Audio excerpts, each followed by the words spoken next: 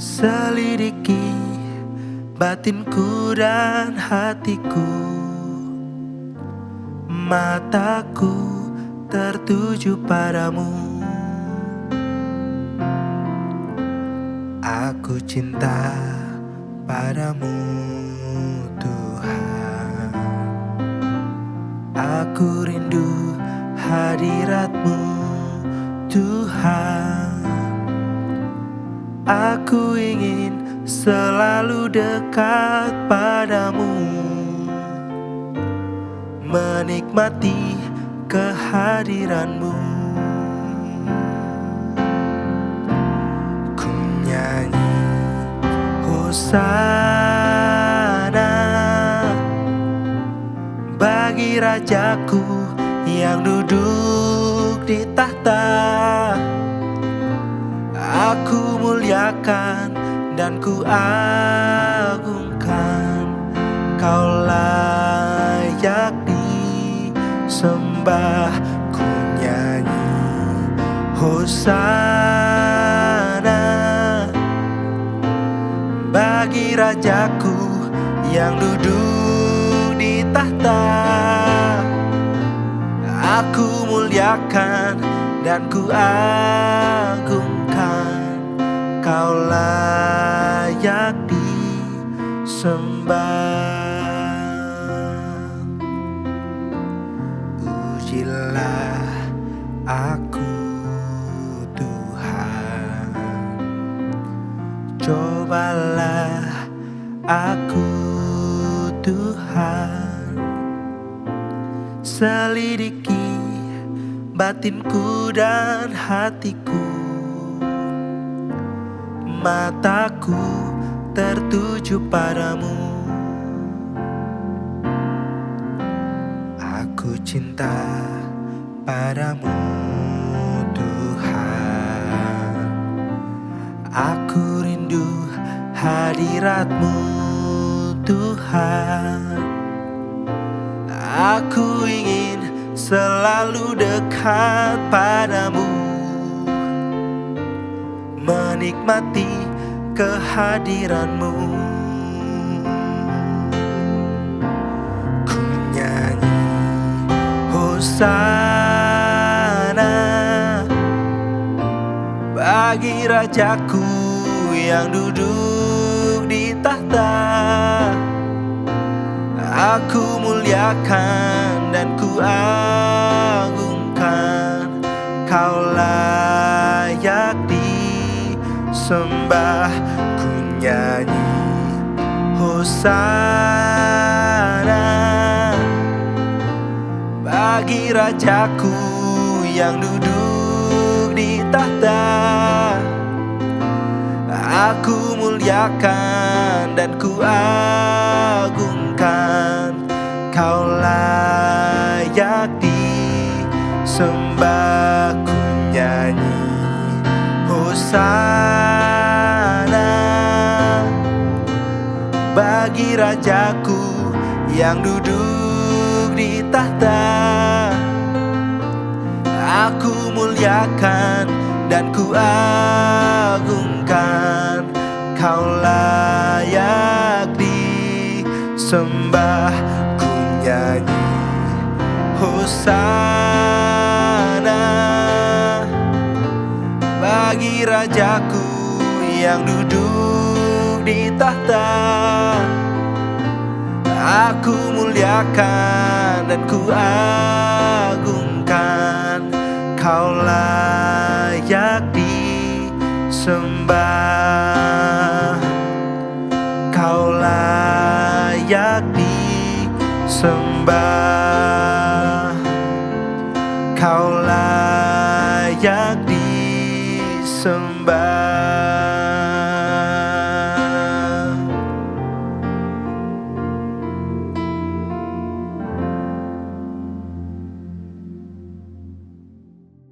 Shalom jemaat yang dikasihi Tuhan, perenungan Rise Up pada hari ini akan diambil dari kitab Imamat pasal yang kedua, di mana pasal ini secara khusus berbicara tentang korban sajian dan bagaimana umat Tuhan pada masa itu mempersiapkan persembahan untuk diberikan di mezbah Tuhan. Dan nanti kalau saat Bapak Ibu Saudara baca di ayat-ayat ini akan dijelaskan secara cukup rinci, langkah demi langkah instruksi bagaimana selayaknya persembahan itu dipersiapkan. Dan persembahan atau roti pada saat itu dapat disiapkan atau disajikan dengan berbagai macam metode atau cara yang berbeda-berbeda. Namun, dari berbagai metode tersebut ada beberapa kualitas roti atau persembahan yang ditekankan secara berulang kali. Yang pertama, roti atau persembahan itu harus terbuat dari tepung yang terbaik, harus dituangkan dengan minyak, membubuhkan kemenyan di atasnya, tidak beragi, dan dibubuhi oleh garam. Dan setelah melalui proses-proses ini, barulah nanti persembahan ini akan disampaikan kepada imam yang akan membawa persembahan itu ke mezbah Tuhan. Nah, dari pasal ini sangat ditekankan dan menjadi pengingat bagi kita semua bahwa saat kita memberikan persembahan kepada Tuhan, kita harus menyiapkan yang terbaik dengan kualitas yang terbaik. Kenapa? Karena persembahan adalah bentuk ucap syukur kita atas penyertaan Tuhan dan atas berkat-berkat Tuhan yang telah Tuhan percayakan dalam kehidupan kita. Di mana kita sudah selayaknya harus mempersembahkan yang terbaik untuk pribadi yang terbaik. Dan tadi salah satu kualitas yang ditekankan di sini adalah agar roti atau persembahan itu tidak beragi. Kenapa ini ditekankan? Karena pada saat itu dan beberapa kali juga di Alkitab, ragi ini seringkali diumpamakan atau digambarkan sebagai gambaran suatu hal yang tidak murni. Atau ada gambaran dosa, sama seperti berulang kali dikatakan di Alkitab di 1 Korintus pasal 5 dan juga di Matius 16 dan Markus pasal 8, di mana ragi ini menggambarkan ajaran sesat orang Farisi dan Saduki. Dan secara eksplisit pun ragi ini, dan mungkin saudara Bapak Ibu yang sering bikin roti atau mungkin baker juga bisa paham kalau ragi ditaruh dalam roti itu efeknya besar, bisa kemana-mana, bisa ke tekstur rotinya, rasanya, aroma rotinya. Dan sama seperti efek ragi, itu sama juga seperti gambaran dosa. Sekecil apapun dosa dalam kehidupan kita, itu akan berefek atau berimpact ke berbagai aspek kehidupan kita yang lainnya, termasuk dalam persembahan kita juga. Makanya ditekankan di sini agar persembahan itu tidak beragi, agar persembahan yang dipersembahkan di mezbah Tuhan adalah persembahan yang murni dan penuh dengan kebenaran, dan tidak bercela dan tidak berdosa. Dan perlu kita ingat juga, walaupun memang ini konteks persembahan pada mezbah Tuhan, kita juga pada hari ini pun kita juga pasti memberikan persembahan yang terbaik di ibadah hari Minggu kita. Tapi juga perlu diingat bahwa persembahan bukan hanya kita lakukan di hari Minggu, tapi sama seperti yang dikatakan Roma 12 ayat 1, karena itu saudara-saudara, demi kemurahan Allah aku menasihatkan kamu, supaya kamu mempersembahkan tubuhmu sebagai persembahan yang hidup, yang kudus dan yang berkenan kepada Allah. Itu adalah ibadahmu yang sejati. Di sini kita diingatkan kalau hidupan kita, tubuh kita adalah persembahan kita kepada Kristus juga. Jadi marilah dari semua yang kita lakukan, apa yang sudah Tuhan percayakan dalam kehidupan kita, mari kita terus hari demi hari persembahkan yang terbaik bagi Tuhan. Dan di ayat 11 juga ditekankan bahwa persembahan ini agar tidak beragi dan tanpa madu. Kenapa? Tidak beragi supaya tidak menambah, karena ragi itu menambahkan perasa asam dan madu menambahkan perasa manis yang seringkali merupakan perasa yang artifisial. Sedangkan Tuhan tidak mau ada rasa-rasa itu dalam korban syukur kita. Saat kita datang kepada Tuhan di mezbahnya, saat kita mempersembahkan persembahan dan kehidupan kita untuk Tuhan, Tuhan mau kita datang apa adanya ke Tuhan dengan segala kemurnian dan ketulusan hati kita ke Tuhan sebagai ucapan syukur kita kepada Tuhan. Jadi mari teman-teman, saudara, Bapak Ibu sekalian, let us bring the best offerings for the best being. Mari kita berdoa. Tuhan Allah Bapa yang baik, terima kasih ya Bapa, kalau pada hari ini Engkau telah mengingatkan kami Tuhan untuk selalu senantiasa mempersiapkan persembahan yang terbaik bagi Engkau Tuhan, karena Engkau sudah terlebih dahulu begitu baik kepada kami Tuhan dan menyediakan segala yang kami perlukan ya Bapa. Segala milik kami adalah milik Engkau ya Bapa, dan biarlah Roh Kudus juga membantu kami Tuhan, menyempurnakan kehidupan kami Tuhan agar menjadi persembahan dan dupa yang harum dan dapat membawa kemuliaan bagi nama-Mu Tuhan. Hanya dalam nama-Mu kami berdoa ucap syukur. Amin. Imamat 2. Korban sajian. Apabila seseorang hendak mempersembahkan persembahan berupa korban sajian kepada Tuhan, hendaklah persembahannya itu tepung yang terbaik dan ia harus menuangkan minyak serta membubuhkan kemenyan ke atasnya.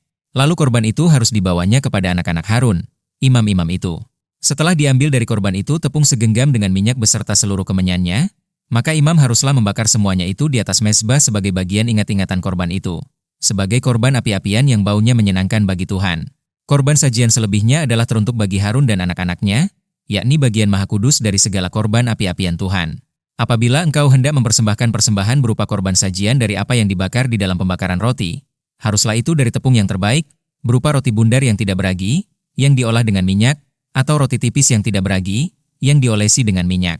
Jikalau persembahanmu merupakan korban sajian dari yang dipanggang di atas panggangan, haruslah itu dari tepung yang terbaik, diolah dengan minyak, berupa roti yang tidak beragi. Korban itu harus dipotong-potong, lalu kau tuangkanlah minyak ke atasnya.